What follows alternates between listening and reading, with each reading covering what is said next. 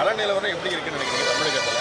இல்லை நீங்கள் 22ஆம் தேதிக்கு அப்புறம் பேச்சுவார்த்தைக்கு திமுக அழைப்பு கொடுத்துருக்காங்க. பிசிகாவோட நிலைப்பாடு என்ன? இல்லை 2026 தேர்தலுக்கு வந்து 22ஆம் தேதி பேச்சுவார்த்தை குழு அமைக்கப்படுகின்றது. அதில் விடுதலை சிறுத்தைகளும் பங்கெடுத்து அதுக்கான எங்களுக்கான அளவு என்ன, தொகுதி அளவு என்ன, எங்களுக்கான வலிமையின் அடிப்படையில் எங்களுடைய தலைவர் அவர்கள் கேட்பார்கள். கட்டாயம் கூடுதல் தொகுதியை நாங்கள் கேட்டு பெறுவோம் என்பதில் எந்த மாற்று கருத்தும் இல்லை. காங்கிரஸுக்கும் இடையே ஒரு சிறிய கருத்து முரண்பாடு அப்படின்றது இருந்தது. அலையன்ஸ் எந்த அளவுக்கு இன்டாக்டாக இருக்குது 26 பொறுத்த மட்டும்? ஏன்னா நிறைய ஸ்பெகுலேஷன்ஸ் வருது இந்த அலையன்ஸ் பொறுத்த மட்டும். அதை நீங்கள் எப்படி பார்க்குறீங்க? இல்லை, காங்கிரஸுக்கும் விடுதலை சிறுத்தைகளுக்கு எந்த முரண்பாடும் இல்லை. இன்றைக்கி கூட நீங்கள் பார்த்துருப்பீங்க, இயல்பாக தான் நாங்கள் வந்து இருக்கிறோம். கருத்து முரண்பாடு எல்லாருக்கும் இருக்கும். கருத்து முரண்பாடுகள் வந்து ஒரு கொள்கையை சிதைக்கக்கூடிய முரண்பாடாக அது மாறாது, கூட்டணியை சிதைக்கக்கூடிய முரண்பாடாக அது மாறாது.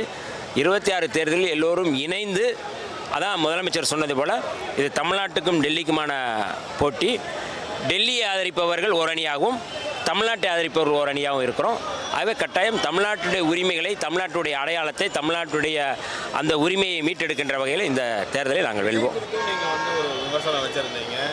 சிஎம் ஸ்டாலின் அவர்களை வந்து அவர் அங்கிள்னு சொல்லியிருந்தாரு. உங்களுக்கு வந்து தைரியம் இருந்தால் மோடியை வந்து அங்கிள்னு சொல்ல முடியுமா அப்படின்ற ஒரு விமர்சனம் சொல்லியிருக்காங்க. இல்லை, அதாவது வந்து பாஜக தான் என்னுடைய கொள்கை எதிரின்னு சொன்னார். நான் விஜய் அவர்களுக்கு வைக்கக்கூடிய கேள்வி, பாஜகவினுடைய எந்த கொள்கைக்கு எதிராக நீங்கள் போராட்டம் நடத்தியிருக்கீங்க? இப்போ வந்து அறிவிச்சிருக்கிற இந்த பட்ஜெட்டில் 16வது நிதி கமிஷனில் தமிழ்நாடு புறக்கணிக்கப்பட்டிருக்கிறது. தமிழ்நாடு புறக்கணிக்கப்பட்டிருக்குன்னா திமுகவை புறக்கணிக்கலை, விடுதலை சிறுத்தைகளை புறக்கணிக்கலை, ஒட்டுமொத்தமாக தமிழ்நாட்டு மக்களை புறக்கணித்திருக்கிறார்கள். இதற்கு எதிராக நீங்கள் ஏன் பேசலை?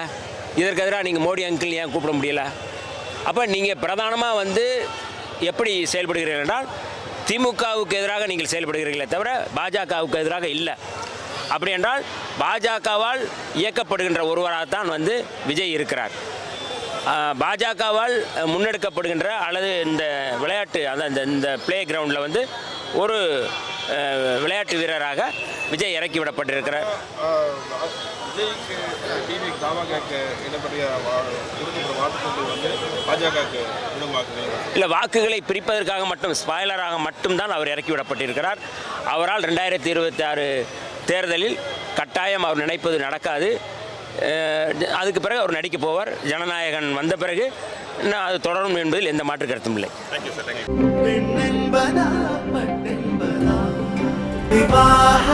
மணப்பெண்ணின் பிரத்யேகமான திருமணம் விவாஹா தி சென்னை சில்க்ஸ்.